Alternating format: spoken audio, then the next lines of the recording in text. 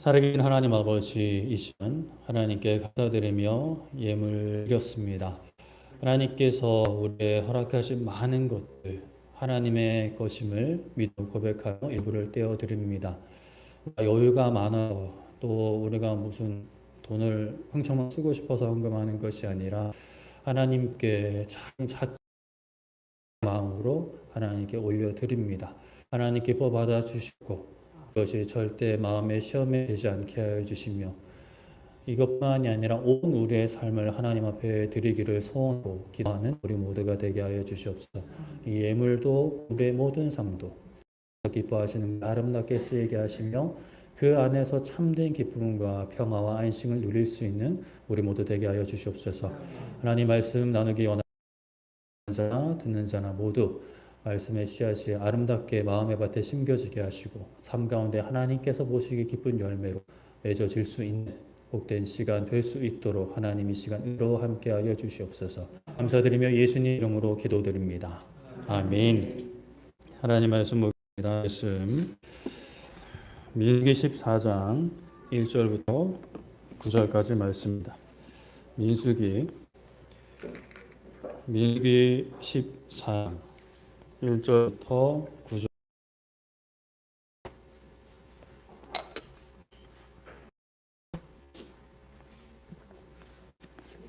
민수기 4장 1절부터 9절까지 말씀입니다.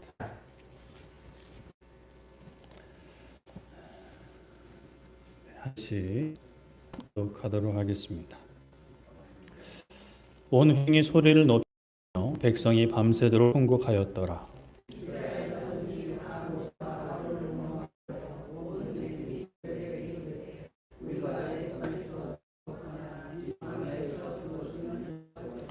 어찌하여 여호와가 우리를 땅으로 인도하여 칼에 쓰시게 하려 하는가? 우리 처자가 사로잡히니 애굽으로 돌아간 것이 낫지 아니하랴.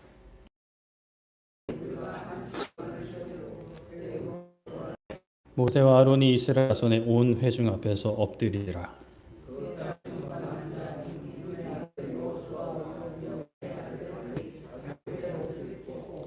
이스라엘 자손의 온 회중에게 말하여 이르되 우리가 두루 다니며 정탐한 땅은 심히 아름다운 땅이라.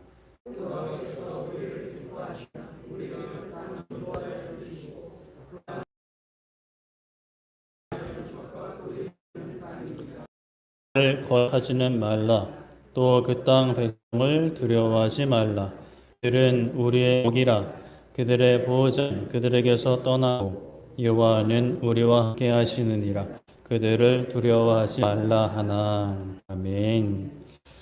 네, 오늘 말씀은 믿음은 안녕하십니까? 라는 제목으로 말씀을 보자 합니다. 눈 좀 저랑 마주치시면 좋을 것 같습니다. 눈 좀 마주치시고. 네. 네, 감사합니다.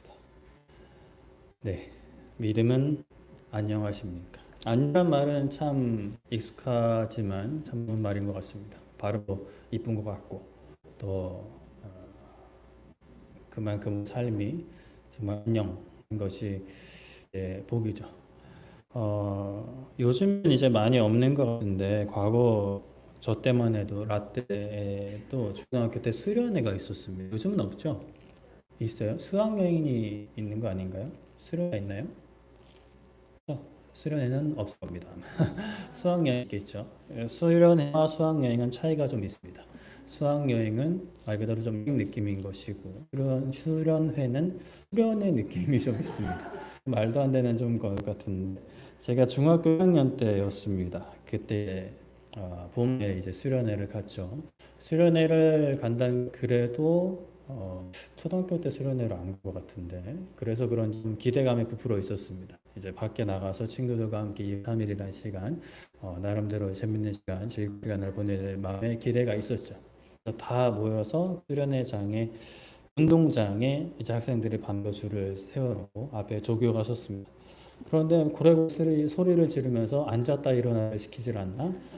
제 기억으로는 엎드려 뻗쳐도 했었던 것 같습니다. 그러면서 했던 말이 아직까지도 강하게 남는데 조교가 이런 말을 했습니다. 너희는 이제 초등학생이 아니야! 이러면서 그럴 중학교 1학년 애들을 모아놓고 그걸 하는 것 자체가 참 납득이 되지 않았습니다. 아니, 우리가 중학교 졸업한 지 지금 몇 달 됐다고. 물론 뭐 중학이 맞기는 한데 뭐 몇 달 됐다고 그때 나와 지금의 그때 그 중학생의 나는 별 차이도 없는데 이러한 대우를 받아야 하나. 물론 뭐 조선제압으로 조교들이 처음에 그런 일들을 왕왕 했습니다. 근데 이제 그때는 그런 생각을 했더랬죠. 중학생이란 무엇인가? 우리는 언제부터 중학생이 되는 것인가? 중학교 입학을 하고 교복을 입었다고 해서 나의 어떠한 본성은 중학인가? 이런 생각들을 그때는 이제 했었던 것 같습니다. 보통 이제 초등학생의 평균치를 따지고 중학생의 평균치를 따지면 확실히 다르긴 합니다. 신체의 발달도 다르고 마음의 생각도 다르죠. 경험한 것이 다르기 때문이죠. 그리고 신체도 자라면서 사춘기도 오고 생각의 깊이나 지경이 이렇게 넓어지게 됩니다. 그런데 이제 사실 초등학생이 중학교에 입학한다고 해서 당장 많은 것이 달라지진 않습니다. 나는 이제 중학생이 있으니까 열심히 공부해야지 라는 친구도 간혹 있을 수 있지만 글쎄요. 고등학교 가면서 좀 그렇게 생각하는 친구들 많이 있을지 몰라도 저 때는 그랬습니다. 중학교는 뭐 그냥 생각 없이 다니는 친구들이 더 많았던 것 같아요. 이 동네가 그랬을지는 모르겠어요.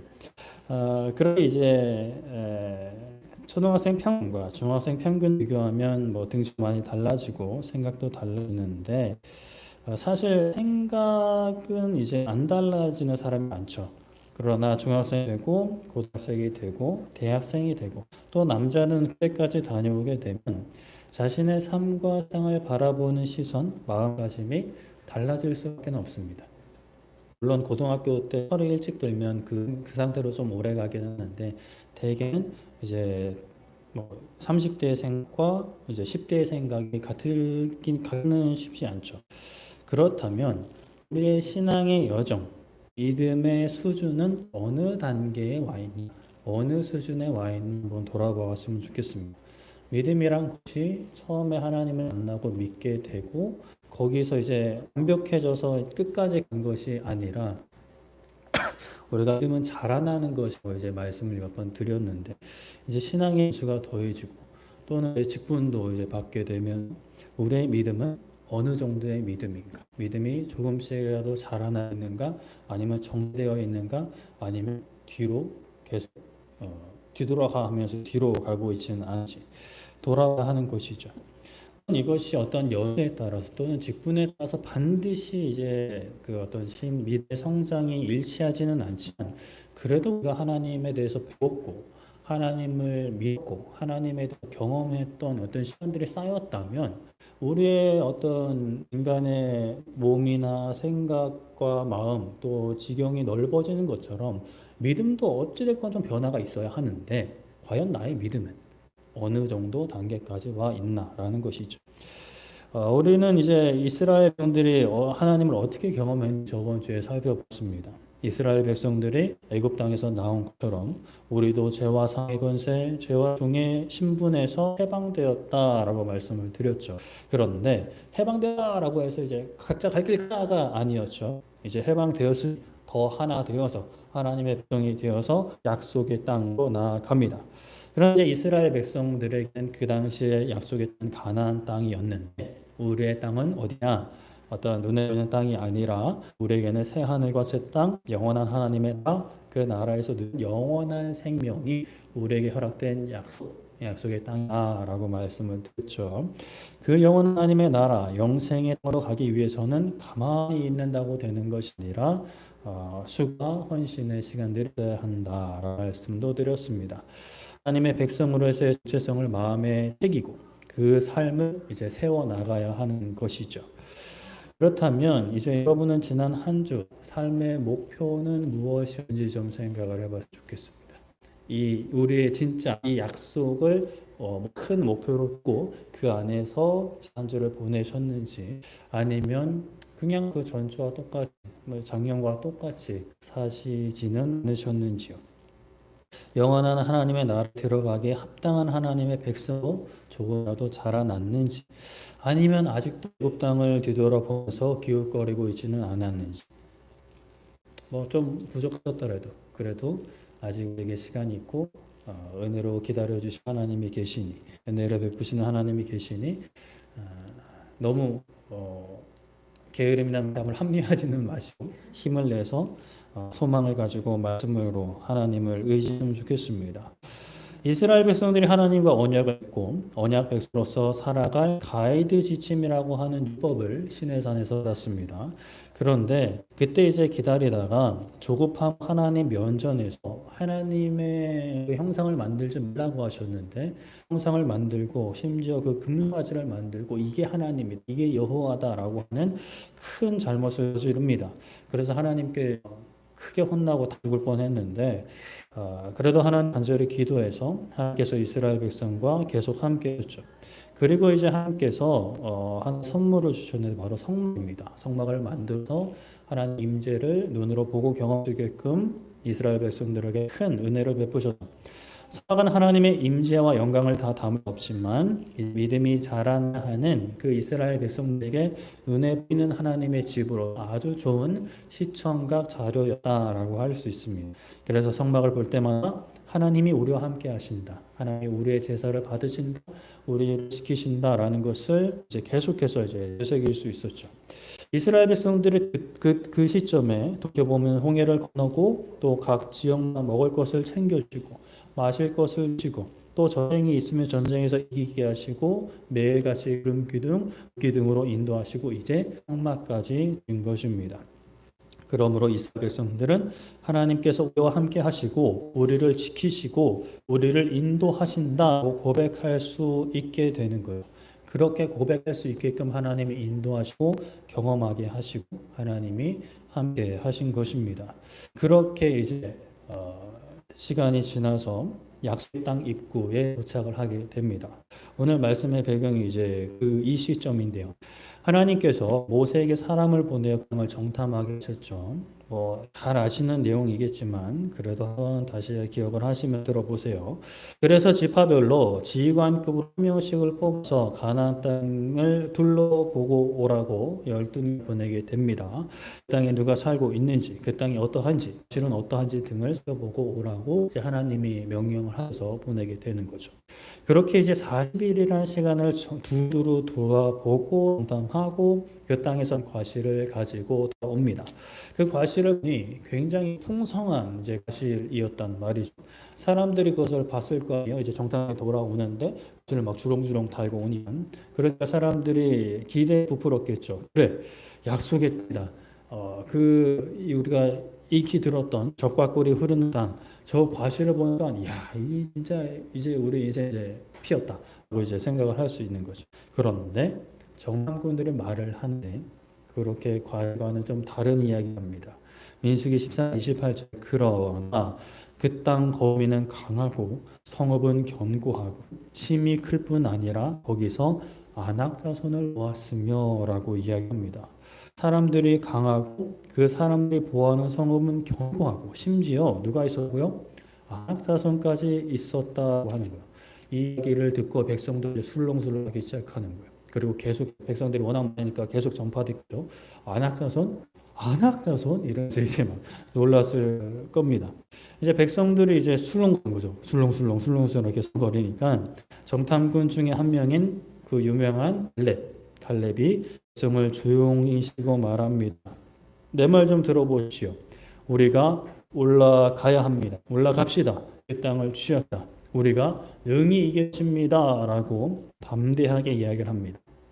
그러나 다른 정탐꾼들 10명의 정탐꾼은 자신들이 이기지 못할 것이다.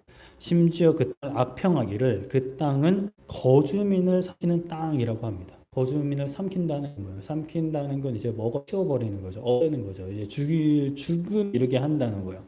딱 봐도 땅은 너무 좋아. 땅이 좋으니 당연히 그 땅에 놀고 있지 않았겠죠. 이 전부터 사람들이 살고 있었고 또 좋은 땅이니까 사람들이 욕심이 나니까 가지려고 하면 사이좋게 그래 너는 여기 나는 여기 할게 이렇게 하는 게 아니죠. 그 당시는 그냥 명 잡고 싸우고 칼 들고 싸우는 거죠. 전쟁이 끊이지 않는 땅이라면 들어간다 하더라도 그 원주민들을 쫓아내야 되는 나가세요 이러면 네 알겠습니다 이러고 나가는 게 아니죠. 싸워야 되는 그런 상황이 있는데 아낙 자손 같은 인물들이 있다는 거예요. 그들 때 우리는 뭐 같다고요? 메뚜기 같다라고 이야기를 합니다. 이스라엘 백성들의 반응이 어떠했습니까? 오늘 말씀 14장 1절 온 회중이 소리를 높이 부르짖음에 백성이 밤새도록 통곡하였더라 라고 말씀을 합니다. 온 회중이 소리를 높여 부르짖으며 밤이 새도록 통곡을 합니다. 근데 이제 울면서 하나님의 도우심을 구하는 그런 간절한 기도가 아니었죠. 탄식과 원망 밤을 새웁니다. 그리고 그 원망의 화살은 모세와 아론을 향하는 것.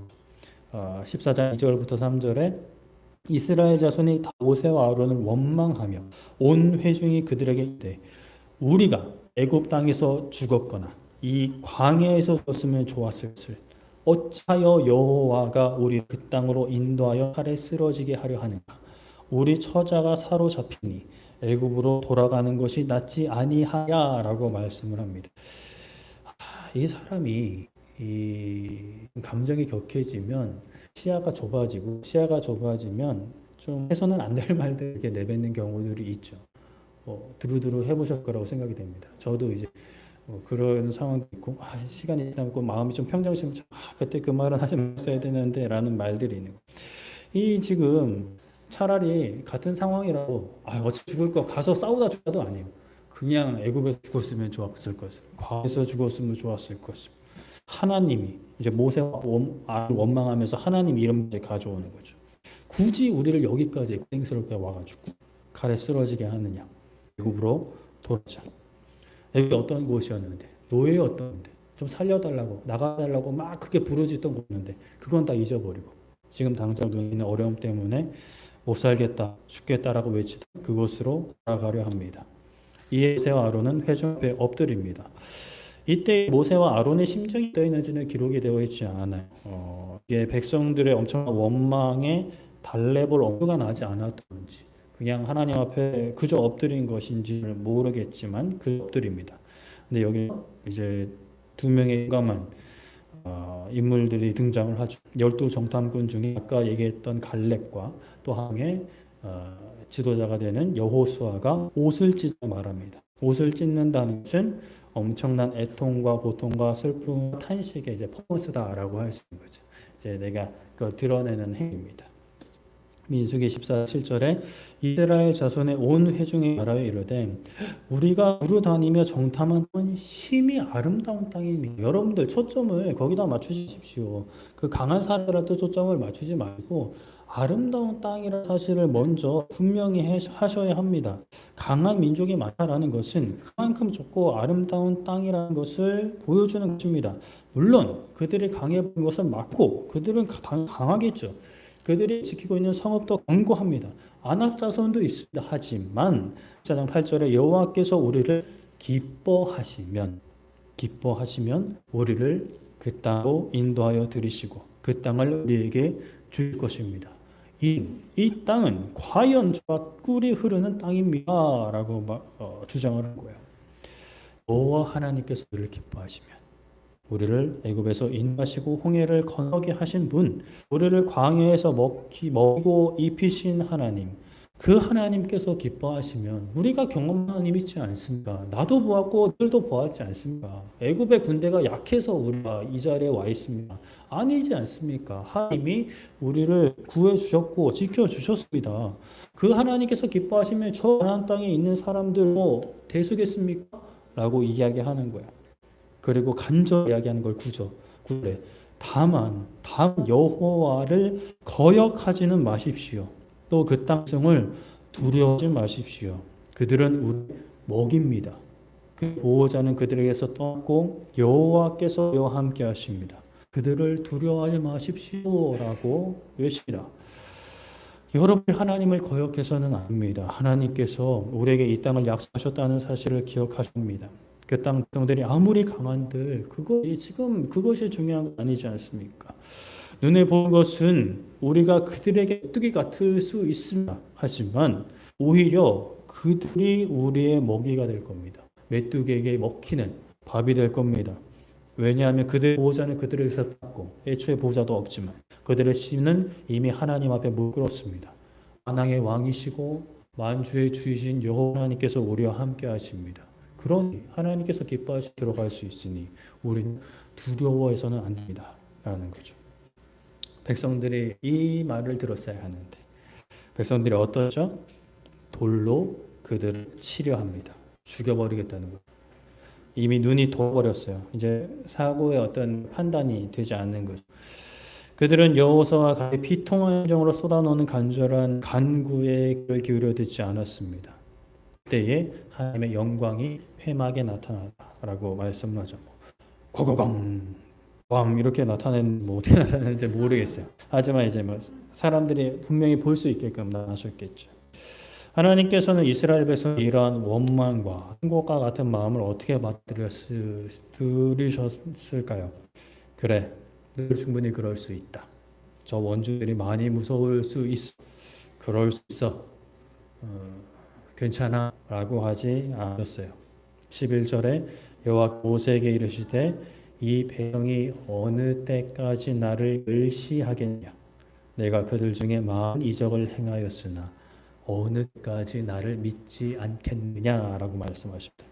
하나님께서 이스라엘 백성들의 이러한 태도, 그들의 마음을 두 가지로 정의하십니다. 첫 번째는 믿음 없음이고, 두 번째는 멸시입니다. 믿음은 말 그대로 지금까지 인도하셨고 앞으로도 인도하실 하나님, 약속을 지키실 하나님을 믿지 않고 눈에 보이는 것만 보고 판단한 것이고, 멸시는 하나님을 무시한 것입니다. 이제까지 함께 하셨고 앞으로 지킬 하나님을 무시한 거죠. 업신여긴 것입니다. 없는 것처럼 여기고 깔본 것이죠. 언어 사전에 보면 여기서 멸시에 경멸하여 내려다본다라는 의미를 담고 있다라고 합니다. 이스라엘 백성들의 이런 태도는 경멸하고 내려다보는 것, 하나님을 무시하는 것이라고 하나님이 말하시는 거죠. 이스라엘 백성들이 사실 불평하고 원망했던 것은 이때가 처음은 아니었습니다. 홍해와 애굽 군대를 맞았을 때, 그리고 홍해를 건 다음에 마실 물이 없었을 때, 먹을 것이 없었을 때, 고기를 먹고 싶었을 때 불평하고 원망했어요. 근데 그때는 넘어가시기도 했고, 뭐 살짝 혼내시기도 하셨어요. 근데 우리가 기억을 해야 할 것은 그때 백성들이 원망하고 불평했던 것도 그들의 행동이 잘해 하나님이 그냥 넘어가신 게 아니었어요. 하나님께서 참고 계셨던 거죠. 어느 때까지라는 것은 그 전에도 계속 그래 왔는데 아직 언약을 맺기 전이었어요. 하나님에 대한 인식은 있지만 하나님이 정확히 어떤 분이신지 범이나 그 율법으로 하나님의 성품을 알 수 있는 그러한 충분한 어떤 시간이 이제 하나님 보시기에는 전이었기 때문에 그럴 수 있라고 참으신 건데 이스라엘 백성들이 이미 언약을 맺었어요. 언약을 맺을 때 다 이제 대답했거든. 너희 하나님의 백성이고 하나님의 말씀에 순종할 거냐라고 했을 때 네, 알겠습니다라고 이렇게 대답을 한 말이에요. 나는 이적을 통해 하나님의 능력을 경험했습니다. 눈으로 보았고 피부로 경험을 했죠. 그런데 눈에 보이는 상황에 마음이 무너져 버리고 거기에만 집중하고 있는 거예요. 그래서 하나님이 언제까지 나를 멸시하고 믿지 않겠느냐라고 단호하게 말씀하시는 겁니다. 우리가 인생을 살면서 특별히 하나님을 믿는 그리스도인이라고 고백하면서 나름 신앙생활을 한다고 하는데 항상 평탄한 길만 걷는 것은 아니죠. 그럴 때 우리의 마음과 우리의 입술이 어떠한 말을 내뱉고 어떠한 말을 가지고 있는지 살펴보아야 합니다. 하나님을 향한 신뢰와 기쁨과 감사의 마음과 그 고백이 우리의 삶을 채우고 있는지 아니면 오만과 불평과 분노와 창이 가득한 마음과 그 말이 우리의 입술과 삶을 물들이고 있지는 않은지 우리는 마음 무겁게 돌아올 필요가 있죠. 우리에게 약속의 땅이 무엇이라고 말씀드렸죠? 새 하늘과 새 땅이라고 말씀을 드렸습니다. 그것은 하나님의 나라, 그 나라에서 영원한 생명이 바로 우리에게 허락된 약속의 땅. 진짜 우리의 약속, 우리의 목적, 우리의 삶의 이유인 것.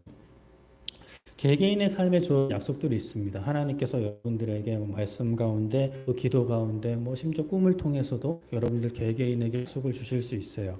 그런데 사실 그 약속들은 다 우리 이 새하늘과 새 땅, 하나님의 나라 영생이란 그 약속 아래에 있는 것입니다. 그 영원한 하나님의 나라와 전혀 상관없는 약속이라면 사실 그것이 하나님께서 주신 약속이 아니면 사람 속삭임인지 나의 어떤 그냥 새 바람인지를 점검해 보실 필요가 있어요.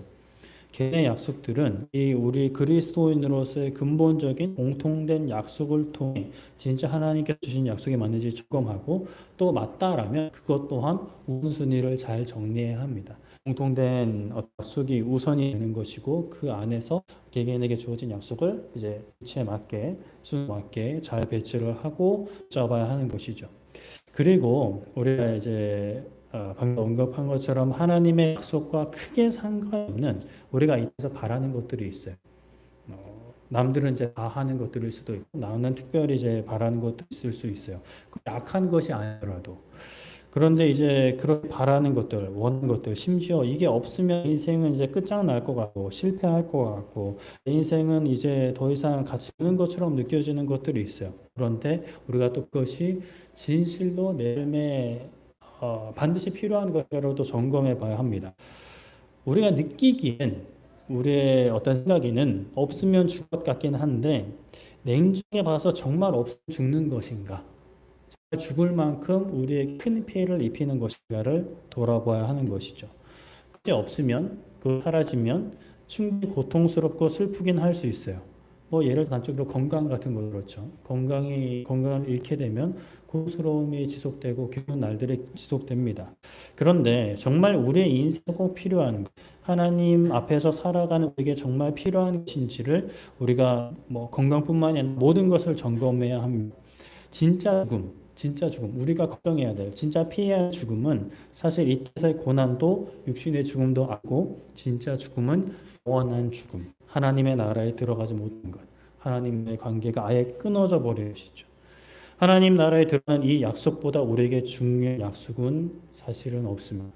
그 어떠한 우리에게 주어진 약속도 이 약속보다 우선되어서는 안 됩니다. 이것에서 절대 벗어나서는 안 되는 것이죠.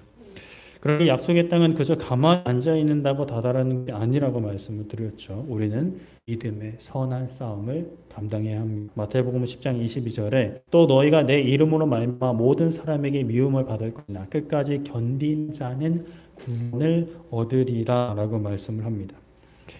예수님의 이름으로 가면 항상 좋은 일만 가득가득 꽃길만 샬라 할 줄 알았는데 심지어 예수님의 이름 때문에 미움을 받을 것이라고 말씀을 하시는 거예요.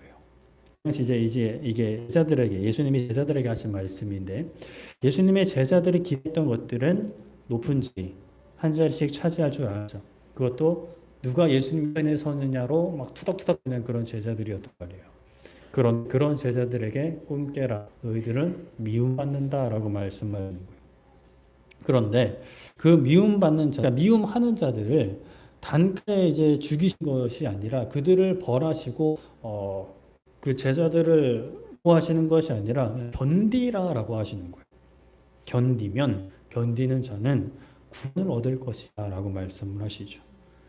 못 견디고 예수님을 떠나면 구원을 받지 못한다. 믿음을 버리면 구원을 받지 못한다라고 말씀하시는 거예요. 여기 그럼 우리가 믿음을 버릴 수 있습니까? 라는 질문이 생길 수 있는데 여기서 이 말씀에서 강조하는 것은 우리가 믿음을 갖게 되고 진짜 믿음 버릴 수 있는가 문제를 논하는 것은 아니고 이제 원론적인 이야기 예수님에 거해야만 구원을 받을 수 있다는 그 기본적인 원리를 강조하는 부분이기 때문에 이것은 좀 논외로 하도록 하겠습니다. 이스라엘 백성들이 가나안 땅 입구에서 마주했던 것은 강한 민족들, 전과 성읍에서 오는 두려움이었습니다. 자신들의 기대와 다른 실이었죠. 적과 꿀이 흐르는 것은 맞아요. 하지만 그러한 강한 원주민들까지는 생각을 못했던 거예요.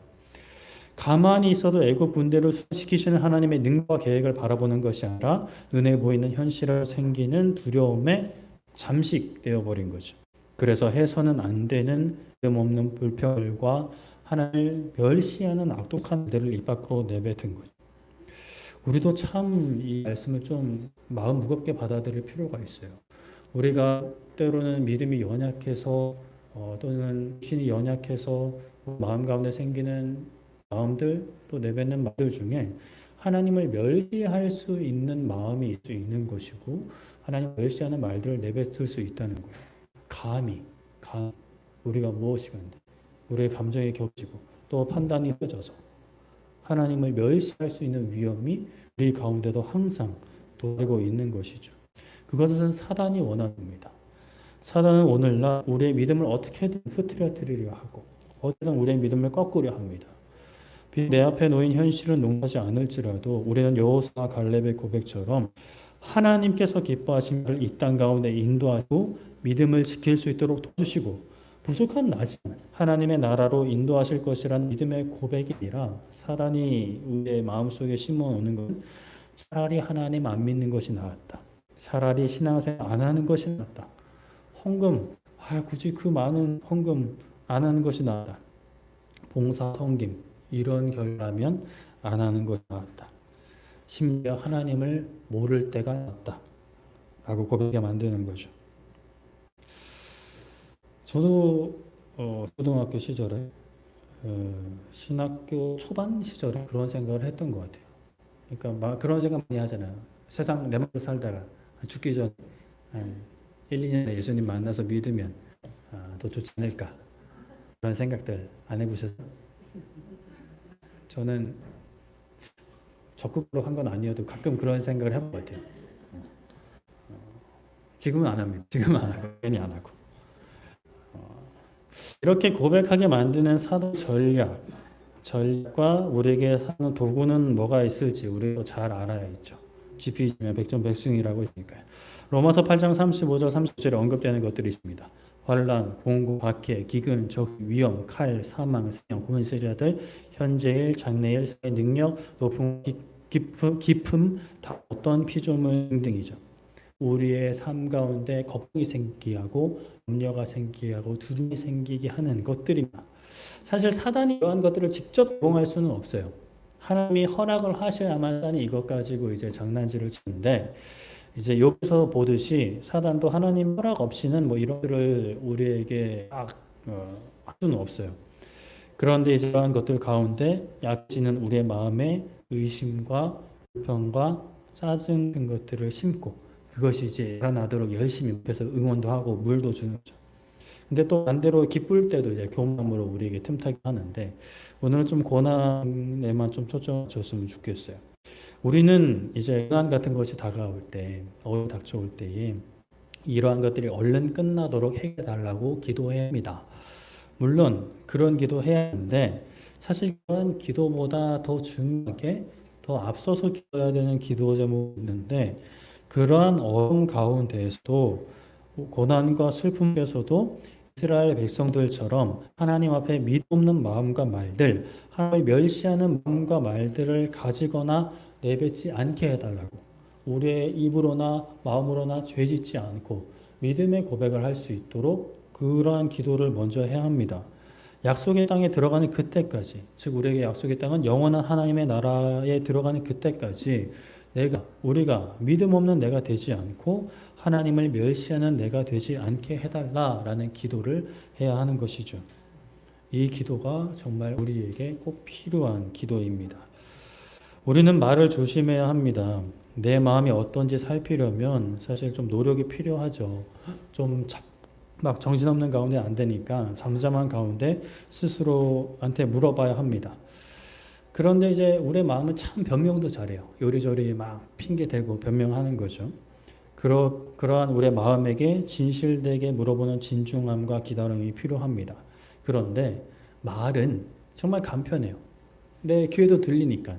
말은 아주 적나라하게 우리의 마음을 보여주는 거죠.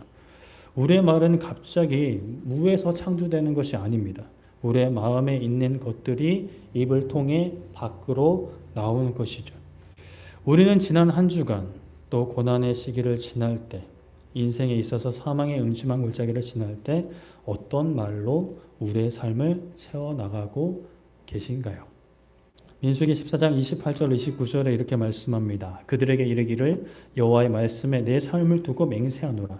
너희 말이 내 귀에 들린 대로 내가 너희에게 행하리니 너희 시체가 이 광야에 엎드려질 것이라.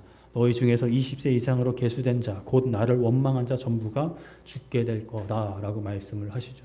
이스라엘 백성들이 뭐라고 얘기했어요?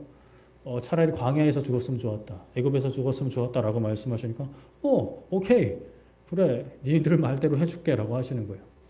하나님이 뭐 쫌생이라서 그렇게 하시는 게 아니라 참고 참으시다가 이제 이스라엘 백성들이 선을 넘은 거죠. 그래서 내 귀에 들린 대로 너희에게 행하게 해주겠다라고 말씀을 하십니다. 그것도 내 삶을 두고 내가 맹세한다라는 거예요.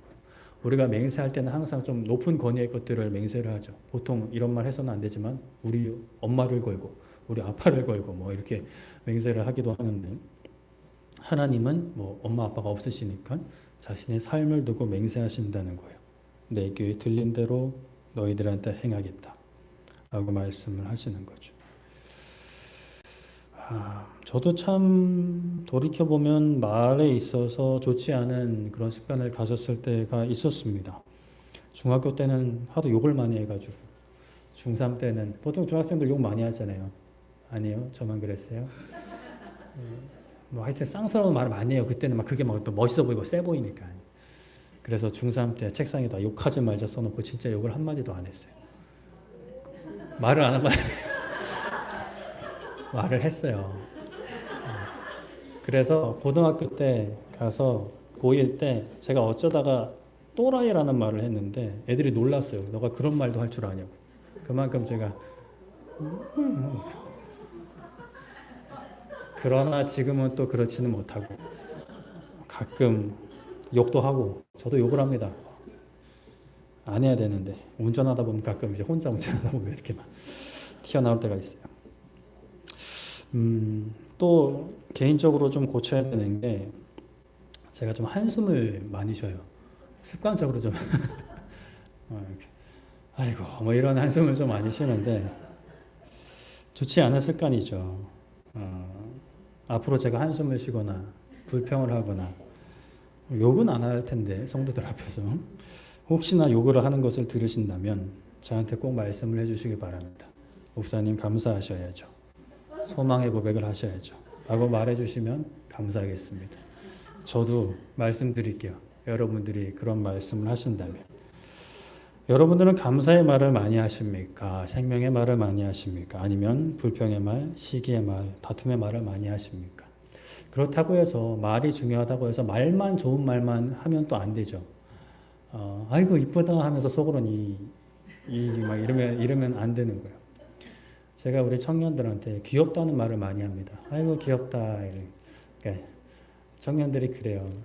이제 오후 예배 때 가면 집에 가면 안 되냐고. 오후 예배 있냐고. 그러면 이제 진짜 귀엽게 느껴지긴 해요. 근데 반반이에요, 사실. 그런 말 하면서도 사실 예배 자리에 남아 있으니까 사실 얼마나 집에 가고 그 말 하고 가면 귀여운 거고 남아 있으면 좀 귀엽고 막 그런데 우리의 말이든지 마음이든지 항상 들으신다라는 것을 기억을 해야 합니다.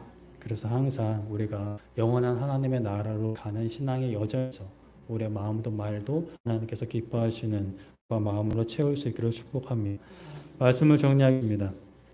여러분이 만약 큰 마음을 먹고 여러분들의 부모님, 자녀, 친구들 또는 남편과 아내 데리고 맛집을 찾으러 가거나 여행을 떠났다라고 생각을 해봅시다.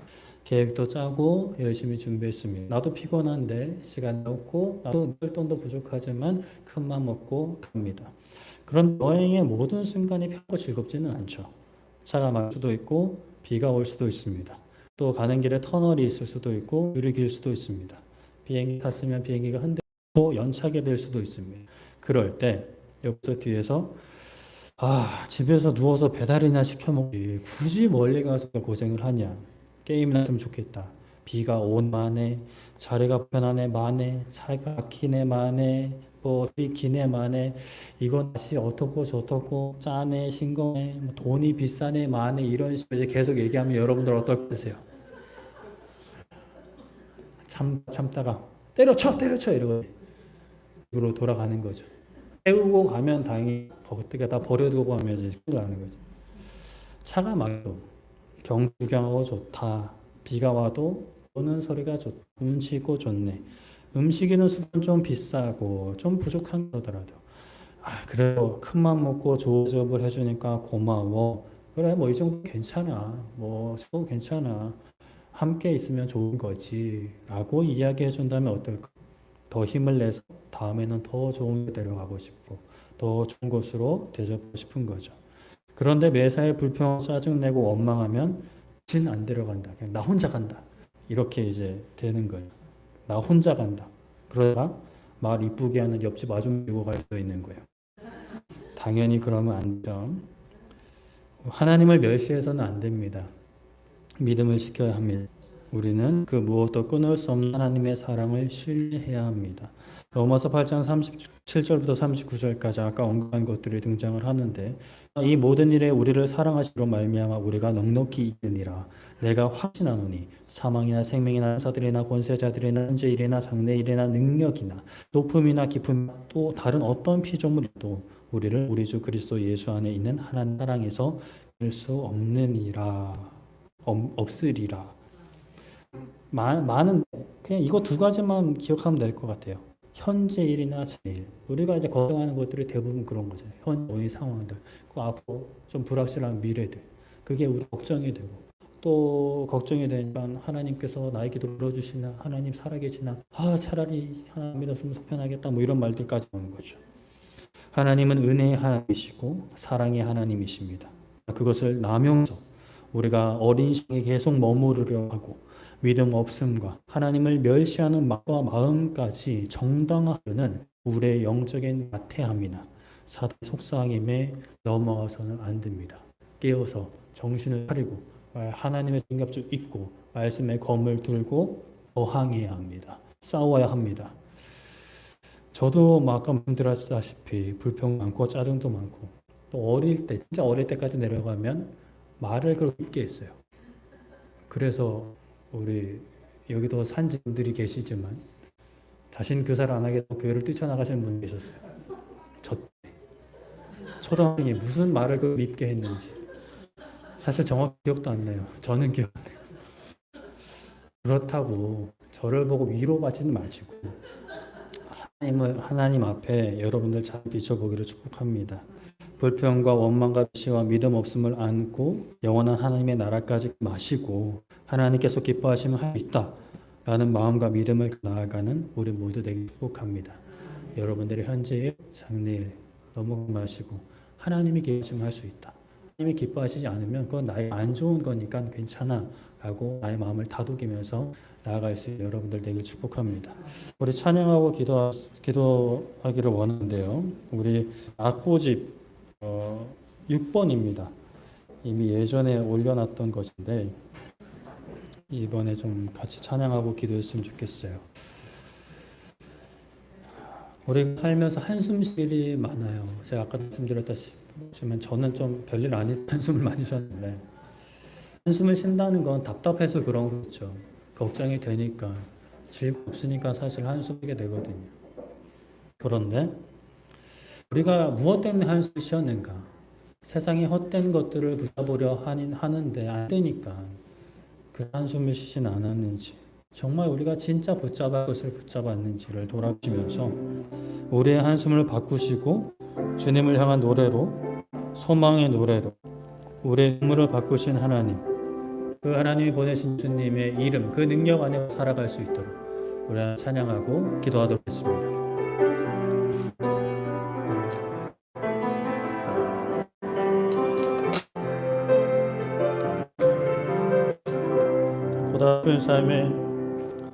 고달픈 삶의 은혜도 무뎌지고 사라질 것에 내 맘 두네 헛된 것들을 바라보며 은혜를 놓치며 사네 주어진 삶을 묵묵히 살아가며 날 붙드신 주 예수를 보내 사망 가운데 놓여진 나의 삶을 날 건지신 그 그 이름 예수 나의 한숨을 나의 한숨을 바꾸셨네. 주 향한 노래로 소망의 노래로 나의 눈물을 바꾸신 주 예수 이름 안에 살게 하소서. 고달픈 삶에 도우셔시고 곧 사라질 것에 내 맘 드네. 헛되고 헛된 것들을 바라보며 그 은혜를 보지며 살았네. 주어진 삶을 묵묵히 살아가며 날 붙드신 주 예수를 보내. 사망 가운데 놓여진 나의 삶을 날 건지신 그 이름 예수 나의 한숨을 바꾸셨네. 나의 한숨을 바꾸셨네. 주를 향한 노래로 소망의 노래로 나의 눈물을 바꾸신 주 예수 이름 안에 살게 하소서. 나의 한숨을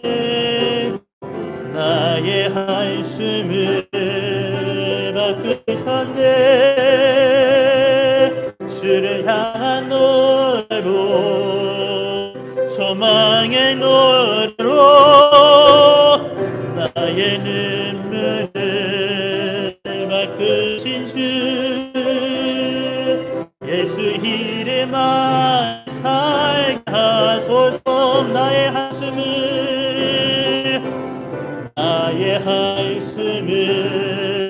바꾸셨네. 주를 향한 노래로 소망의 노래로 나의 눈물을 바꾸신 주 예수 이름 안에 살게 하소. 마지막으로 나의 한숨을 바꾸셨네. 나의 한숨을 바꾸셨네. 주를 향한 노래로 소망의 노래로 나의 눈물을 바꾸신 주 예수 이름 안에 살게 하소서. 아멘. 하나님, 우리의 입술에 한숨이 아닌 기쁨의 노래, 소망의 노래가 가득하게 하여 주시옵소서. 우리 마음 가운데 불평과 불만, 하나님을 멸시하는 그러한 마음들이 아니라 하나님이 기뻐하시면 할 수 있습니다. 하나님이 기뻐하시면 것을 내게 주실 줄 믿습니다. 하나님께서 기뻐하시면 열어주실 것이고 하나님께서 기뻐하시는 것이 나의 복된 길이고 참 생명의 길인 줄 믿습니다. 하나님, 우리의 눈물을 보신 주님, 그 주님 안에 살게 하여 주시옵소서. 그 믿는 믿음 안에 살게 하여 주시옵소서. 우리의 삶을 책임지시는, 우리의 삶을 선한 길로 인도하시는 하나님 아버지, 우리의 목자이신 주님을 믿는 그런 믿음 안에 살게 하여 주시옵소서라고 우리 주여 한번 외치고 기도하도록 하겠습니다. 주여! 사랑의 하나님 아버지, 우리의 삶 가운데, 지난날의 삶 가운데 하나님께 감사하기보다, 하나님을 의지하기보다 한숨이며 걱정하고 괴로워하고 눈물 흘렸던 우리의 모든 시간들 하나님 앞에 놓습니다. 우리의 마음 가운데 불평했고 불만했고 하찮은 괴로움의 말들을 쏟아내었던 하나님께서 다 앞에서 듣고 계시는데 아버지, 그것도 우리가 알지 못하고 그저 내 마음이 힘들다고, 내 마음이 괴롭고 험한 말들을 내뱉었던 우리의 지난 날들 하나님 앞에 용서하며, 아버지 하나님 용서하며 나아갑니다. 아버지 회개하며 나아갑니다. 아버지 용서하여 주시옵소서. 우리의 믿음 없음과 감히 하나님을 멸시한 우리의 지난들을 용서하여 주시옵소서. 아버지 하나님, 이 시간 우리가 기도하는 것은 우리의 그 그렛과 여호수아의 이름이 우리 가운데 있게 하여 주시옵소서. 눈에 보이는 것은 괴롭고 고난과 어려움의 일들이라도, 현실이나 장래일이나 우리의 마음을 답답하게 한 것들 투성이일지라도 아버지 하나님께서 기뻐하시면 그 땅으로 인도하실 줄 믿습니다.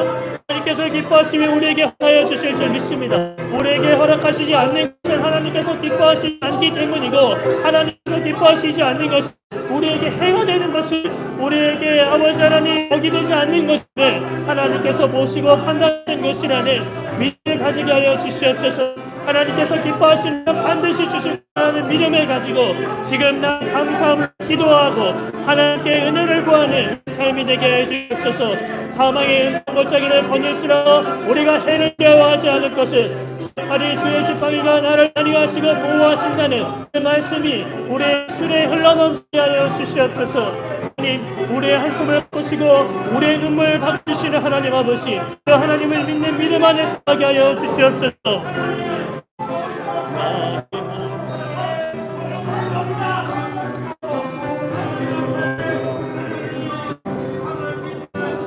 사라진 것에 내 만드네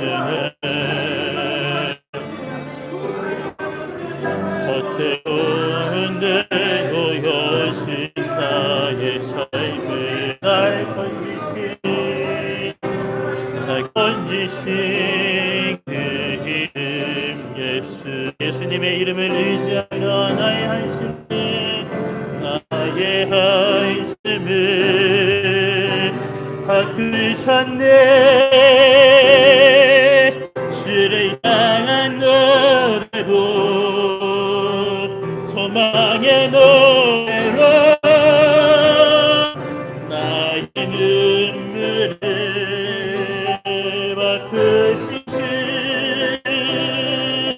예수 이름 안에 살게 하소서. 살아계신 하나님 아버지, 우리가 우리에게 주어진 일상으로 돌아가기 전 말씀을 붙잡고 기도합니다.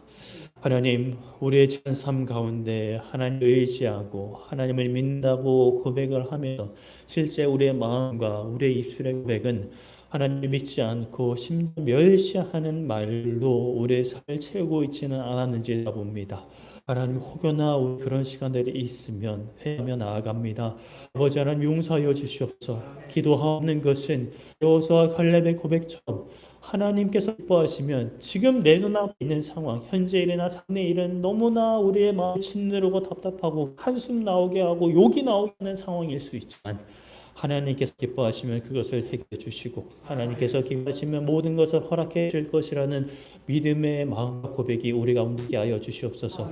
계속해서 의심 들고 계속해서 불평이기려고 하는 우리의 마음일 수 있지만, 하나님, 그러한 마음 어찌 보면 당연하다 여기고 그것에 함수하지 않고 말씀을 붙잡고 기도함으로 우리의 믿음이 자랄 수 있도록 은혜 베풀어 주시옵소서. 신앙의 연수가 더해 가는데 우리의 믿음은 계속 어린 신앙에 붙잡혀서 계속 때로 의심하고 불만하는 그러한 믿음이 아닌, 어떤 상황에서도 함께하실 하나님, 기뻐하시면 다 허락하실 하나님을 붙잡고 나아갈 수 있는 우리의 삶이 되어 주시옵소서. 어떠한 상황에도 우리를 향한 하나님의 사랑은 끊이지 않고 멈추지 않는다는 것, 그리고 우리가 가는 과정은 어떠한다 하더라도 약속의 영원한 하나님의 나라, 영원한 생명, 날이 갈수록 더 하나님의 영광을 인해서 기뻐하고 감사할 수 있는, 전혀 질리지도 않고 나태해지도 않는 그 영원 나라에서 하나님으로 인하여 기뻐할 그날을 바라보며 우리의 눈물을 닦아주시고 우리의 어깨를 닦아주시고 어루만지실 그날 기대하며 우리의 주어진 삶을 감당하며 인내하고 기다릴 수 있는 우리의 모든 발걸음을 되게 하여 주시옵소서. 감사드리며 예수님의 이름으로 기도드립니다. 아멘.